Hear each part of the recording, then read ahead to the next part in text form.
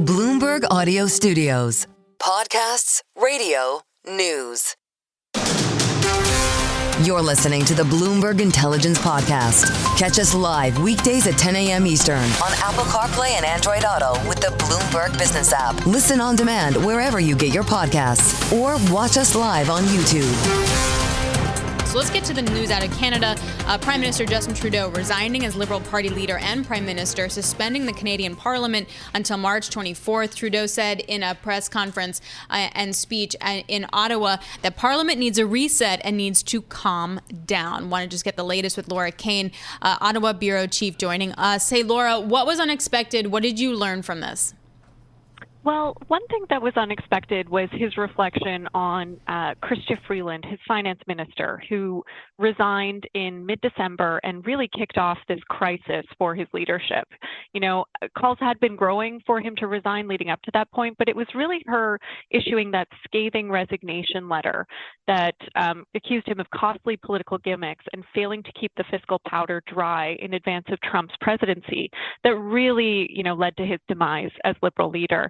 And so when he was asked to reflect on his side of that story, he said that when he called her in to offer her a different job than finance minister, he hoped that she would take it and believed that she would. He expected that she would stay on in cabinet in that position that he offered her of managing U.S. relations.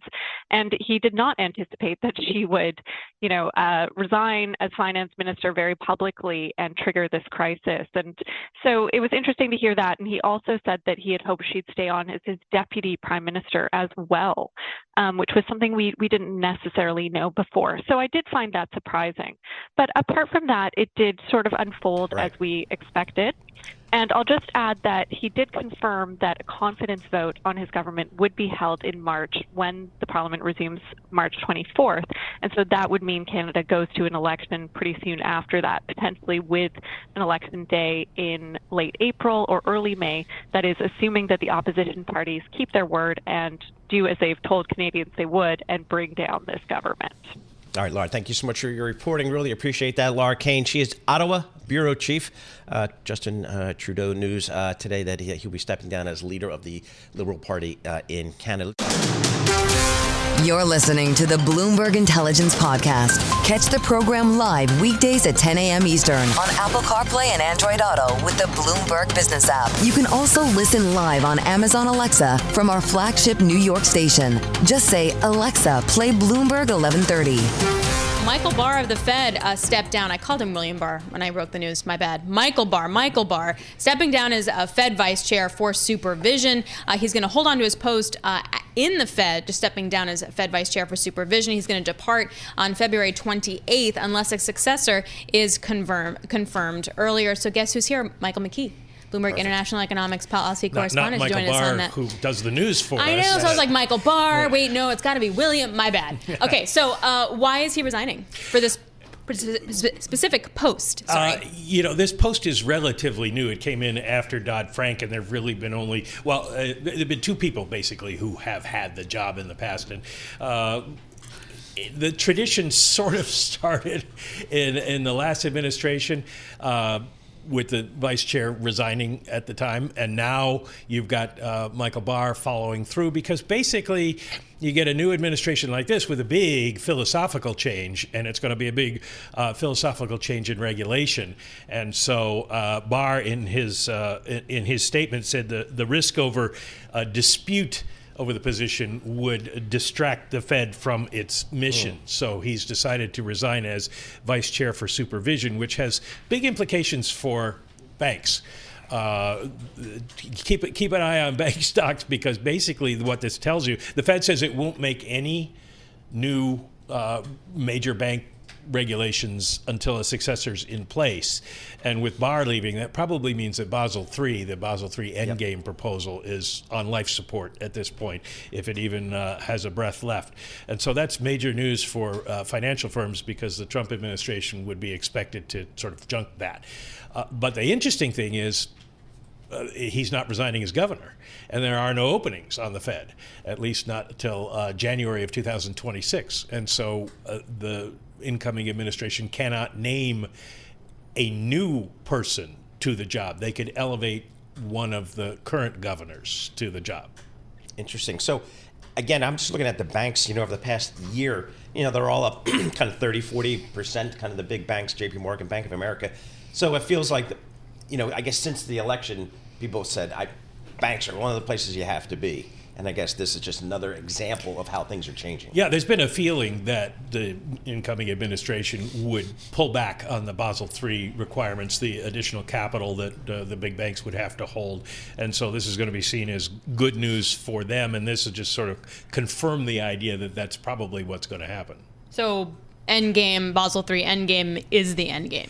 Yeah, unless this is like the Marvel movie series where the Avengers Endgame was followed by another dozen sequels. Okay, but to be fair, let's get into it. They wound up killing off the main characters, right? Like Captain America, Iron Man, Black Widow. Yeah. So it was a new generation that took on after Endgame. And now Michael Barr, goes with Iron Man. So, but the position could still exist. He just won't do it. The position it's just like exists, a neutered position. In theory, would have to be filled. The only one I can think of on the board right now who might take that job would be Mickey Bowman. She's the essentially the small bank representative on the community bank representative on the Fed Board of Governors.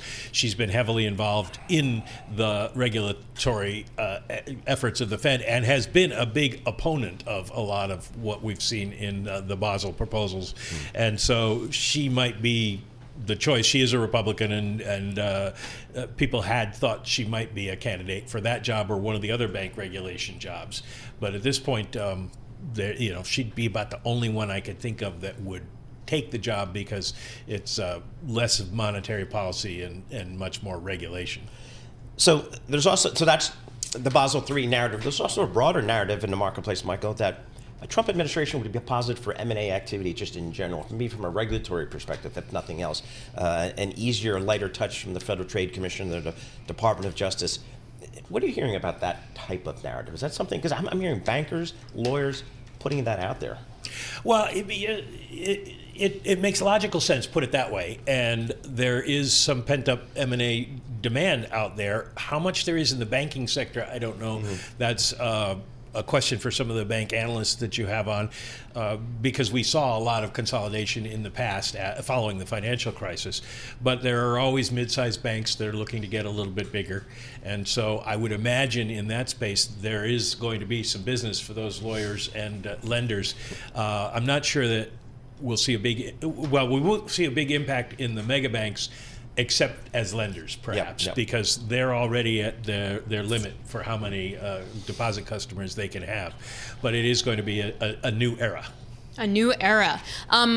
In terms of the Fed speak we've heard over the last, say, 3 days, have you taken anything away from it? The notes that I read tend to think like, oh, maybe we want to just roll back on these cuts. Maybe we don't want to go too aggressively. We're still really worried about inflation, et cetera. Is that your take? Yeah, they're basically reaffirming what Jay Powell said in his news conference, that the Fed is close enough to pausing that they would consider pausing because the risks are sort of even at this point, and they want to move slowly and make sure that inflation doesn't come back, while making sure that unemployment doesn't rise too much. So they're all kind of setting the stage at this point for a pause in January, and we'll see what the conditions are when we get there, because obviously if you slap tariffs on right away, there might be an immediate market reaction or something like that.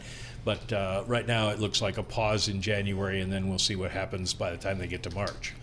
Pretty busy week here. With you look at the economic data calendar. What are you going to be focusing on? I guess it kind of Friday with the change in non-farm payrolls is a big one.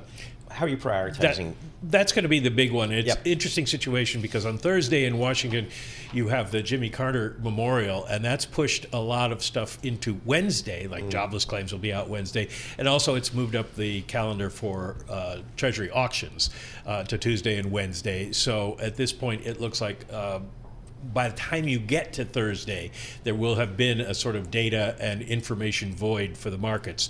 So it may have a bigger impact than it usually does, just because traders always have to trade on something, and this will be news in more of a vacuum. When we take a look at the jobs number real quick, does that mean that if we get a strong jobs number, does that really wipe out the case for cuts? Like, is that really going to be the barometer here? Well, it will have that impact immediately in the markets. Then I think people will take a look at where we are, as I say, when we get past, the next Fed meeting is January 29th. So when we get to that period, we'll have a little bit better feel for the economy than we do immediately, which is because it's December numbers. But a strong jobs report, and Bloomberg Economics thinks we're going to get 268,000 jobs. Wow. Consensus 160. Consensus 160. Wow. So they're out on a very long limb, and we'll see how they do with that. But if we got something like that, it would certainly cement a pause for January, and then we'll see what Trump policies do to the March outlook. Hence the 30-year yield at the highest since November 2023. Yep. Yeah. And you talk to some of the bond analysts, and they say we're kind of there now. With you would need something else to push us above the levels we're at for the long end, because it's steepened enough at this point. So if anybody could do that, though. Yep. It's Donald Trump. All right, Michael McKee, thank you so much for joining us. Michael McKee covers all the economics here for us. The market's trading kind of at their intraday highs here. The S&P 500 is up 1.2%. The Nasdaq's up 1.8% here. The VIX, it's below 16. I'll call that out for Tom Keene. And again, we were just talking about the Treasury market. 10-year Treasury is up another couple basis points here, 4.61%. And why is your WTI crude oil over $74 a barrel? I mean, maybe it's a demand thing. No, actually, a big part of it's going to be a storm if it's going to disrupt oil and gas production. So that's like a weather impact. But in actuality, many are thinking that President Trump is going to be more hawkish when it comes to Iran. And does that actually remove some barrels and tighten sanctions? Because there's been a lot of oil exported surreptitiously at the end of the day. So thank you. So if that changes, then that could actually have a material impact. But it's really hard to play the geopolitical risks in this world. You're listening to the Bloomberg Intelligence Podcast.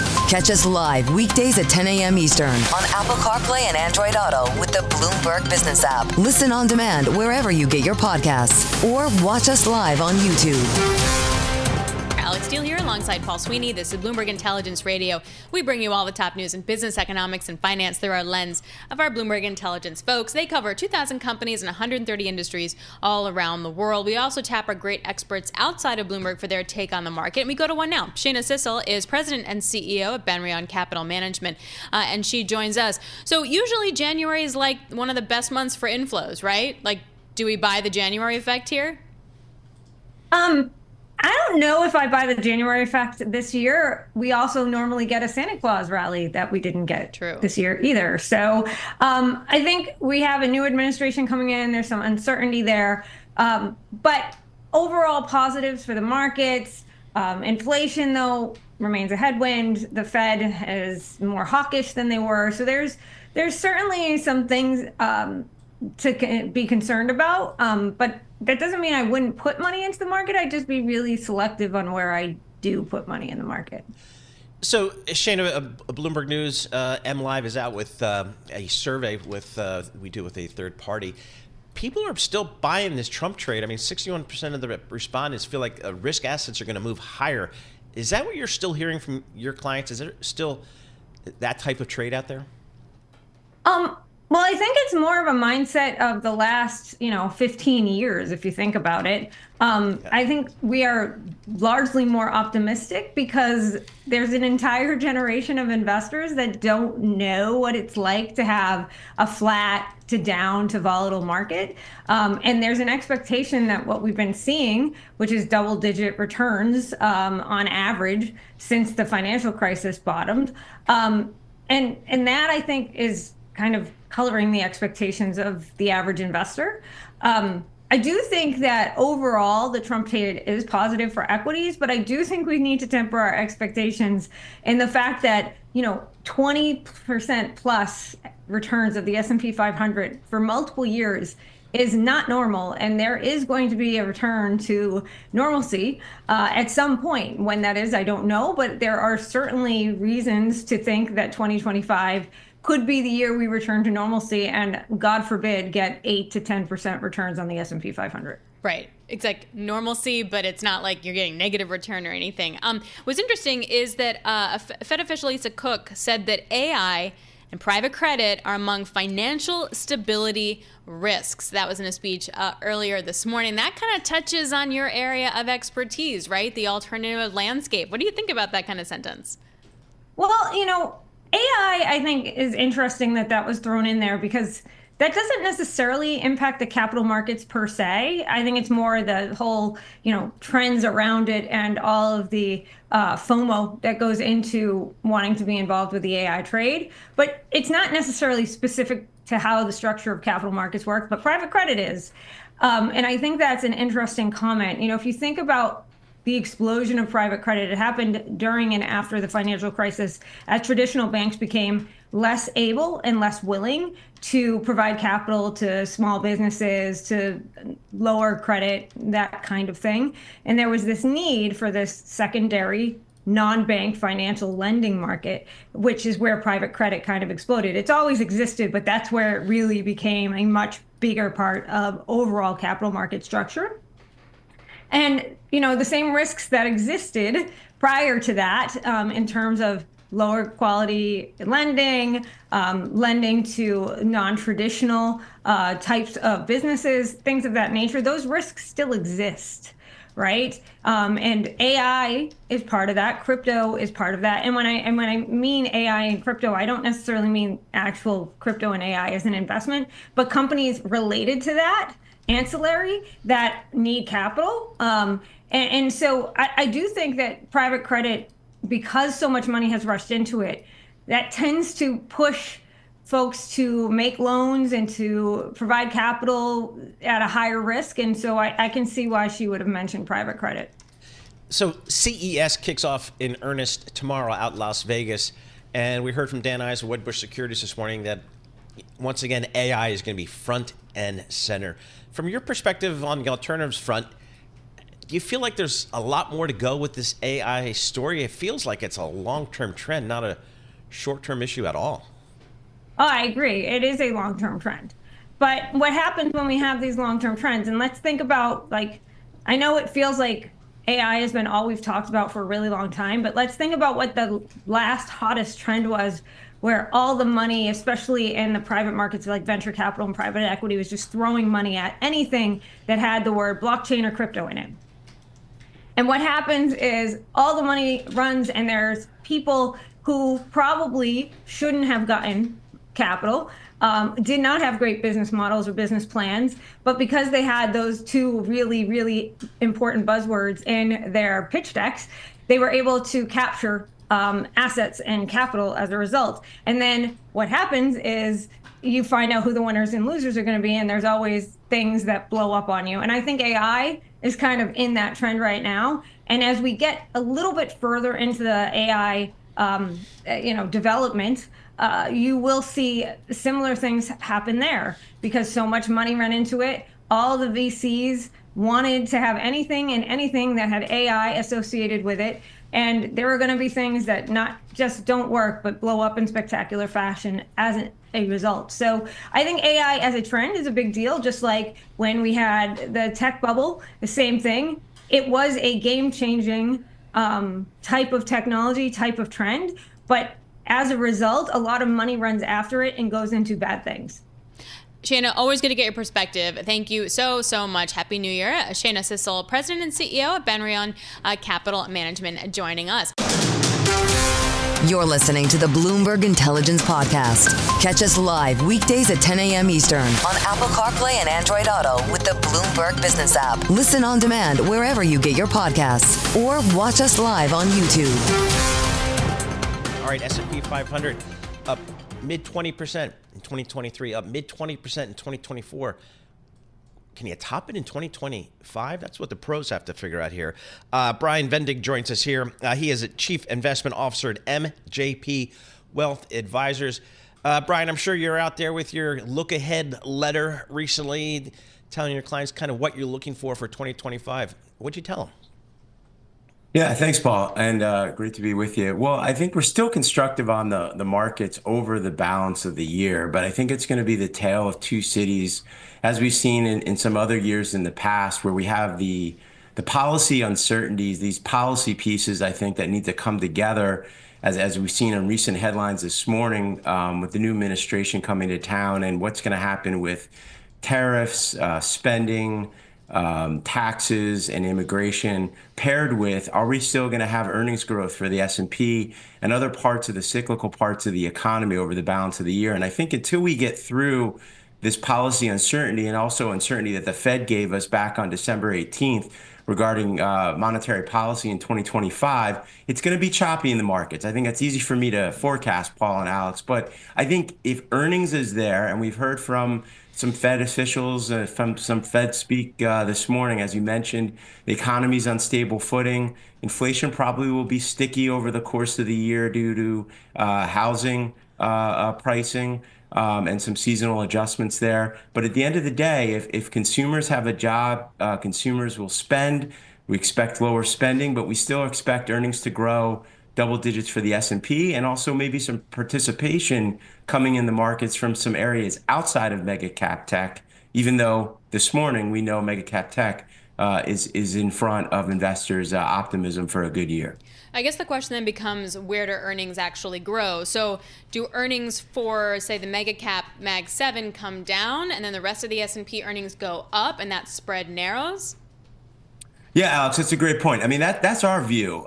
We are still expecting growth, greater than 20% year over year on the mega cap tech side. So when we think about portfolio positionings, we're definitely leaning still in that direction. Also because tech has been a great place to hide out. Obviously, when troubled waters happen in the economy, we've seen that historically, and I think that muscle memory is still going to occur for investors. But those are other areas of the market that I still say look attractive in mid and small cap, and some of those cyclical areas where the economy does slow, and we've gotten some indication that Fed cuts are still on the table. That's going to help out some of those sectors like industrials, some pocket areas in healthcare. And also, I got to give it to our friends in small cap that I know have been trailing for about 10 years. The economy's on stable footing. We're not going into a recession, and we have some domestic focus and policies. Those should help some of the smaller companies as well, assuming a good economy over the next 12 months. How about in the fixed income space, Brian? We've got a steepening yield curve. We've now, after being inverted for several years, we've got a 10-year Treasury yield of 4.61%, 2-year 4.25%. I mean, that seems like a nice way to make a living. In the fixed income space, do you stay there, or do you maybe take some credit risk? Yeah, no, that's a great point. We actually been adding duration in our portfolios late last year into even the start of this year, and we like fixed income. I mean, we know it's been a tough investment over the last 3 years or so with anemic total returns. But again, our view as we kind of look out is that the economy will slow due to slower consumer spending. And depending on how those puzzle pieces come together from our friends in Washington, we might look at these yields right now and say, you know what, this is a great opportunity from a risk reward point of view. So we're not getting too long in duration, Paul. Going back to your question, we're not trying to be heroes here with a bond trade, but thinking about taking durations up a little bit from that 2 to 3 year to 5 to 7 year, still sticking with quality, not looking to jump in too deep on some of the high yield that's already had a good run with tight spreads. But I think fixed income is an opportunity for investors. And also, if we have troubled waters ahead with those uncertainties from policy decisions, we've seen investors come back to fixed income as a means to protect. Mm-hmm. Do you think that we're going to see correlations kind of pick up, that the higher yields go, the more equities get hit, that inverse correlation, or do you think that both can live in harmony? Well, I think we have seen recently, going back to the second half of December to now, we've seen that when yields have picked up, it's been tough for the equity market. Now, I'm not saying that yields at 4.6 and they come down a little bit from this morning's highs is not tolerable for the markets. But I think if you start getting above 475 on the 10-year and getting back to that 5 handle, I mean, I think the economy, based on where we are right now, can handle it. But it definitely starts to take some of the optimism out of earnings growth in some of those more cyclical areas that are dependent upon lending and the cost of debt. And then again, but this is why I say it's a first half versus second half story, not to talk and be too complicated here, because we know the Fed will use monetary policy to support the economy. So if we start seeing that those higher rates are being more restrictive and slowing down the economy, that's where I think the Fed has made it clear that they'll take action to kind of support the labor market and try to keep things going. All right, Brian, really appreciate that. Thank you very much, Brian Vendig, Chief Investment Officer at MJP Wealth Advisors, joining us. This is the Bloomberg Intelligence Podcast, available on Apple, Spotify, and anywhere else you get your podcasts. Listen live each weekday, 10 a.m. to noon Eastern on Bloomberg.com, the iHeartRadio app, TuneIn, and the Bloomberg Business app. You can also watch us live every weekday on YouTube and always on the Bloomberg Terminal.